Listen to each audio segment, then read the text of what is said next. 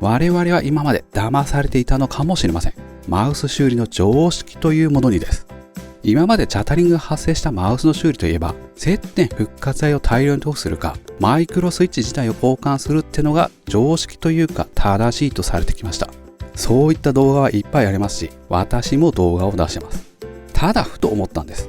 私のような古参のメカニックがちょっと調子が悪いからといってまるっと部品を交換するようなチェンジニアかってことに。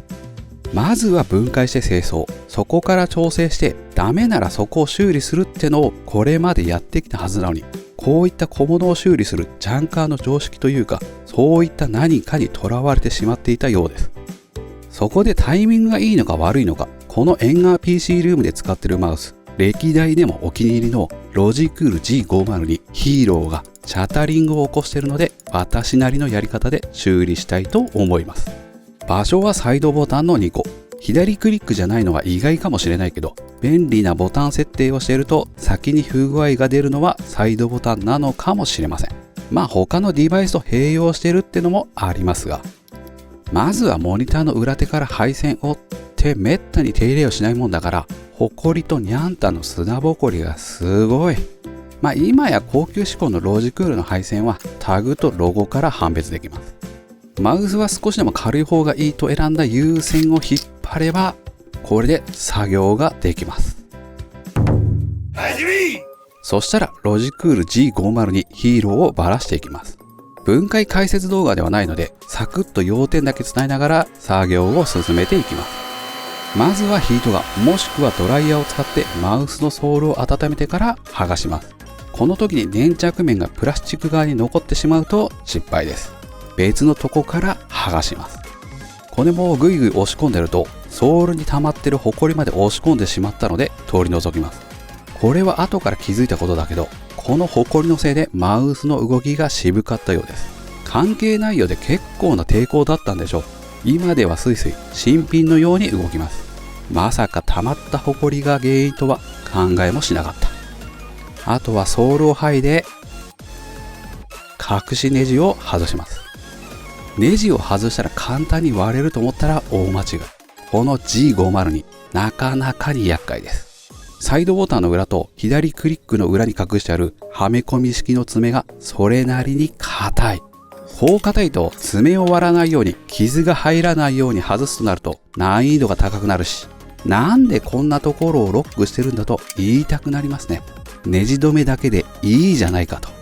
とは言っても手持ちの道具を工夫して使えば傷つけることなくシェルを外せます。シャタリングが起きているサイドボタンの基板を外します。位置をしっかりと確認しておきます。間違うと面倒なんでね。あとこういった小さな部品は外した瞬間どこかに飛んでいくことがあるので、マスキングテープを巻いて飛散するのを防止しておきます。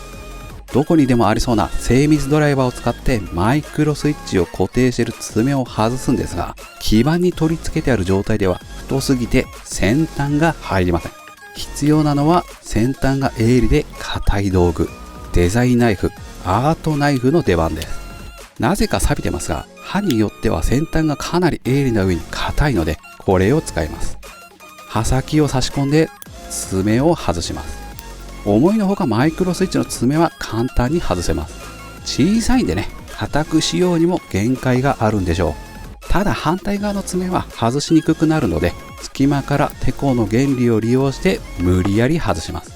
あとはスイッチの外装を外して中に残ったボタンを救出します。こうしてみると単純な構造だけどよくできてる。板バネっぽい力をうまく利用してるし、接点さえ悪くならなければ半永久的に使えそうです。そう、接点さえ悪くならなければ。なので接点を1000番の耐水ペーパーで磨きます。かなり黒ずんでいたんでね。この黒ずんでる接点はもう一個のマイクロスイッチをばらした時にお見せしましょう。あっちはかなり黒かったんで。上の接点も磨きます。かなり脆そうなので優しくソフトタッチでってのが大切です。磨き終えたらゴミが残らないよう洗浄します。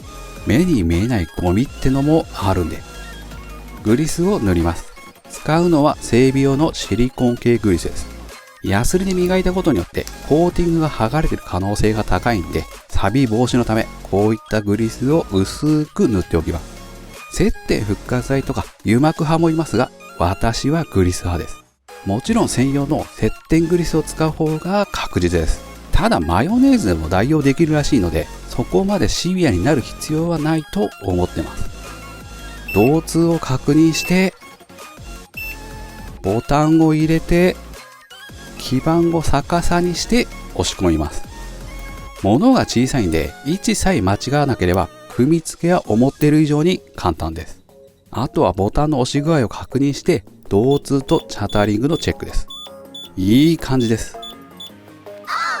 次はもう一つのマイクロスイッチです。こっちはかなりひどくてスイッチの端を押すと反応しないことがあります。あと確認できないだけでチャタリングも起きてます。こちらも先ほどと同様バラしていきます。デザインナイフで固定している爪を外して隙間からこねて外します。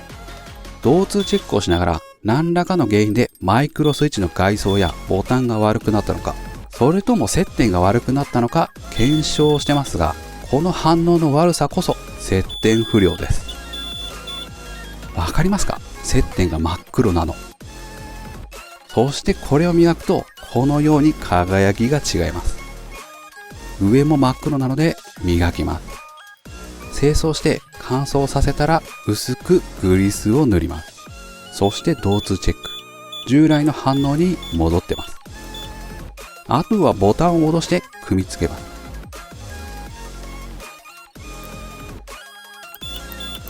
真ん中だろうが端だろうがきちんと反応するようになりました。そしたら組み付ける前にせっかくなので掃除をしておきます。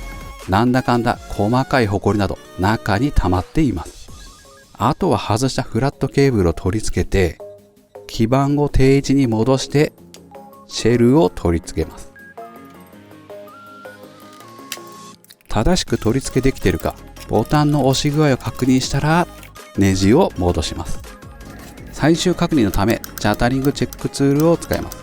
動画のことを考えるのであれば最初の状態、チャタリングが起きているところも撮影するべきなんでしょうが、あの接点を見ればまあ誰も調子がいいとは思わないでしょう。あとは気持ち程度のダッシュをしてソールを取り付けたら完成です。いかがでした？これまでマウスの修理の常識だと思われていたやり方とは違いますが、チャタリングを清掃だけで修理できました。もちろん接点復活剤を大量に塗布する方が簡単ですが、マイクロスイッチの構造を見た限りボタンと接点は反対側にあるので効果が微妙ってのが分かってもらえたと思います。そしてマイクロスイッチ自体を交換するといっても、ハンダ吸い取り線や吸い取り機など今回の動画以上の技術や道具が必要です。じゃあ何が最適解かというと、マイクロスイッチ自体を分解して清掃するのが一番だと私は思います。